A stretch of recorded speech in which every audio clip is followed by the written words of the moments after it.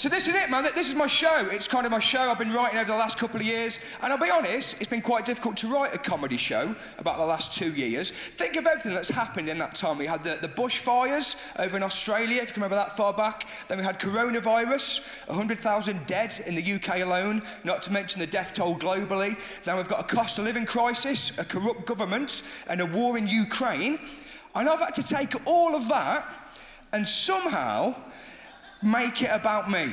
And, I think I've managed it. So yeah, sound. I've been all right, to be honest. I've had a good time. I've been completely fine. Very lucky. I became a dad 13 months ago. Thank you very much. He's actually 9 years old, but I've only just started giving a shit. I'll get stuck in now, I think. Looks all right. No, he's a baby. I'm loving it, loving being a dad. I can't wait for everything that's to come with fatherhood. Specifically, what I cannot wait for, I cannot wait to be a British dad on a package holiday. That is a pinnacle, I think, to be a British dad on an abroad package holiday. That is my favourite thing to witness, British dads abroad, because it's the 1 week of the year when they're supposed to relax and enjoy themselves, and they cannot fucking do it, can they? They're just on guard the whole time, just sceptical about everything for some reason, right? My dad, from the second he leaves the front door in England, he thinks everybody's trying to rip him off, everyone's trying to get one over on him, and he will not be defeated, right? This sums him up, my dad. First thing he does when he gets abroad, first thing he does when he arrives in paradise, get a safe. Get a safe sorted. Get everything in that safe. Keys in the safe, wallet in the safe, passport in the safe. These people have got nothing. Get it in the safe. He's reprogramming that safe every night at midnight. Like it's fucking Ocean's 11. Cannot relax, thinks everything's going to kill him abroad. Don't drink that tap water. That'll make you bad. That dog's got rabies. Get it in the safe. Get everything in the safe. You can dog in this. He's terrified, absolutely petrified of the minibar.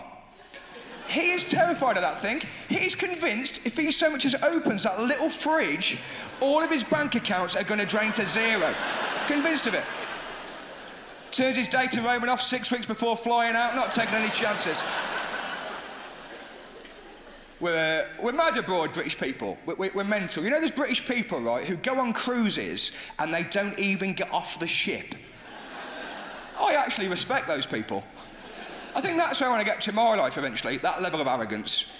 Just to turn up in a new country you've never been to before, look out the window and just be like, nah. Where are we? Greece? Fuck it, I'm going to watch Kung Fu Panda in the cinema room. See you in a bit. That's where I want to get to. We're mad abroad, British people. I read a story, right, this is true, about a British tourist in New Zealand who'd fought off a shark attack by punching the shark in the face and telling it to fuck off. That's great, isn't it? That's the most British thing I've ever heard, I think.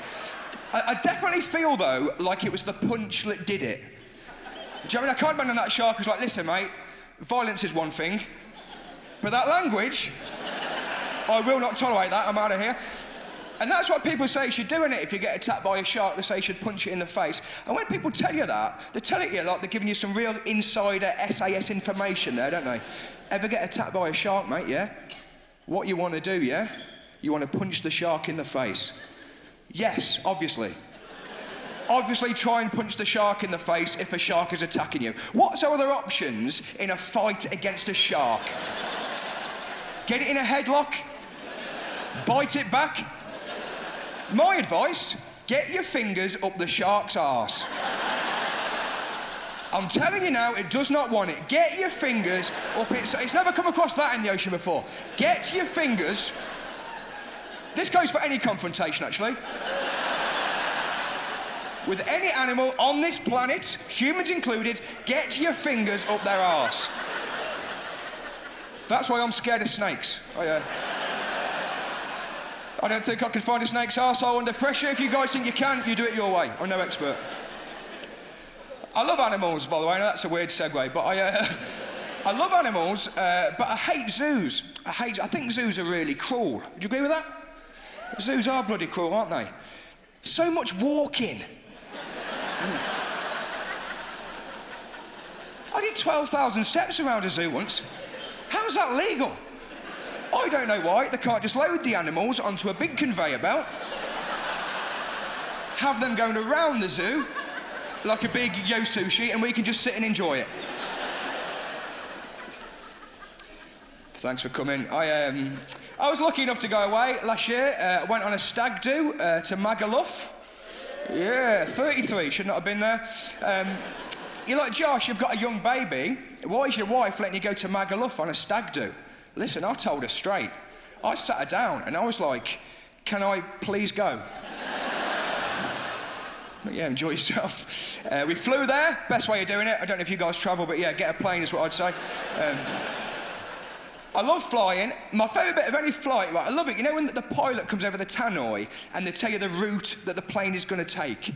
That's my favourite bit. They'll come on, they'll be like, we're going to take off over the southbound runway, head over France and East. Like, who is that for? Who needed that information? As if there's anybody sat at the back of the plane like, wouldn't go that way, mate. Northern Spain this time of day, it's absolutely chocker, yeah, man. Got to be careful, though, who you get chatting to when you're on holiday. I came unstuck, right? I came back from one of the nights out early on the stag do.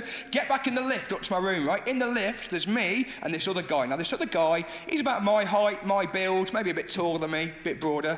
Nothing like my build, actually. Like proper ripped, do you know what I mean? And he had a plaster over the bridge of his nose and he was holding a really big trophy. And I get chatting to him. It turns out his name's Ilia, he's from Serbia. And it turns out that up the road from where we're staying is a big international kickboxing tournament. And Ilia from Serbia had won the whole competition. He'd knocked out all of his opponents. He's got the gold. Wicked guy. Really get on with him. We're chatting, we're having a good time. He adds me on Instagram. I add him back and we're chatting backwards and forwards. After about 3 weeks, just out of interest, I message him. I go, hey Ilia, just wondering, mate, how does it all work? Are you a full-time kickboxer? What is it you do for a living? And Ilia goes, oh, I'm a student. I'm 15. I've been chatting to this guy for 3 weeks at this point. So I have to say to my wife then, I'm like, babe, just to put you in the picture, I've been chatting to a 15-year-old Serbian boy on the internet for almost a month now. And she's like, well, you've got to stop doing that because it's weird and people will think you're a paedophile. I'm like, well, firstly, he messaged me first. I don't know if that counts for anything. Secondly, what kind of paedophile is targeting European champion kickboxers? He's got to be as safe as you're going to get from a paedophile, that lad. He's hard as nails. I'd make the case, actually, that if me and him are left alone in a room together, I am vulnerable between the two of us. But he's like, it's not right, you've got to stop messaging him. I'm like, so no, I agree. So I message him one last time. I go, hey, Ilia, really sorry, mate. Can't chat to you on here anymore. Not until you turn 16.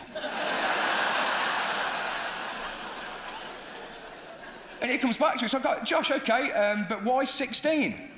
Oh, gee, it's not really anticipating any follow-up questions, to be honest. Well, so I suppose, Ilia, 16 is the age in the UK that we consider somebody to be an adult. It's all linked to the age of consent, I imagine. And then he goes, Josh, what does the age of consent mean? Oh, for fuck. Well, I suppose, Ilia, the age of consent is the age in the UK that we consider somebody to be both emotionally and physically mature enough that they can make the informed decision that they want to have sex with another person. And then he blocked me, but